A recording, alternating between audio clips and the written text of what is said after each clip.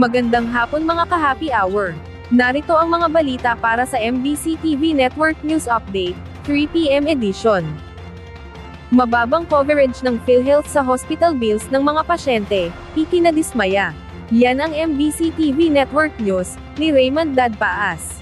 Dismayado din si Senador J.B. Ejercito sa palpak na serbisyo ng Philippine Health Insurance Corporation of PhilHealth sa larangan ng kalusugan. Ito'y dahil sa mababa nilang coverage sa mga hospital bills ng ating mga kababayan na nagkakasakit, paying at non-paying members. Aminado si Ejercito bilang pangunahing author ng Universal Healthcare o UHC Law na naiinis ito sa nakikitang mababang coverage ng PhilHealth.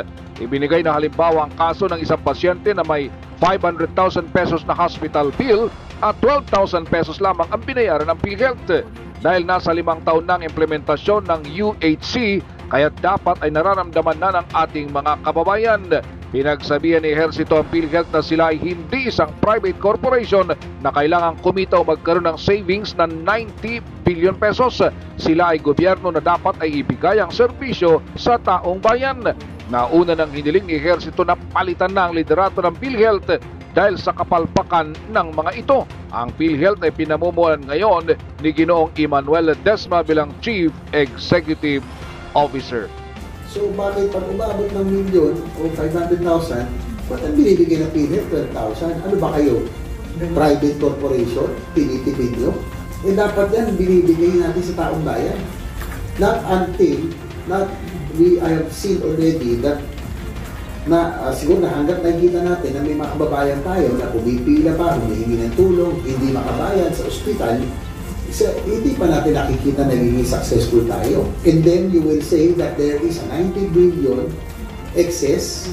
Diba? Para sa MBC TV Network News, ito si Raymond Dadpaas, una sa Pilipinas, una sa Pilipino.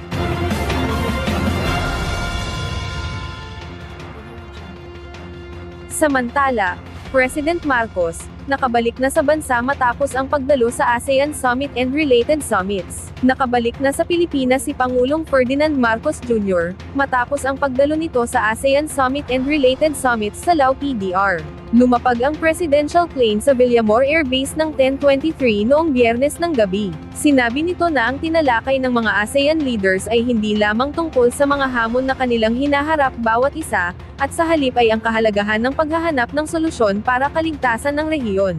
Nakasalamuha din ng Pangulo ang mga business sector ng ASEAN, kung saan inimbitahan niya ang mga ito na maglagak ng puhunan sa bansa. Pinasalamatan din ng Pangulo ang Lao PDR na siyang chair ng ASEAN ngayong taon, dahil sa matagumpay na hosting ng summit and related summits. Ang Malaysia naman ang susunod na host ng ASEAN sa 2025.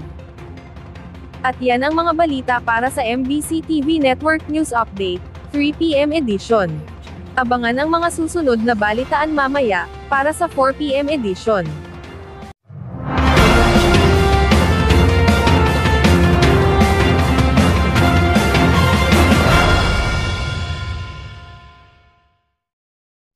Mga ka-happy hour, kung gusto mong manood ang mga balita sa MBC TV Network News Update, mag-subscribe sa aming YouTube channel, i-like ang aming Facebook page, at i-follow sa aming TikTok account.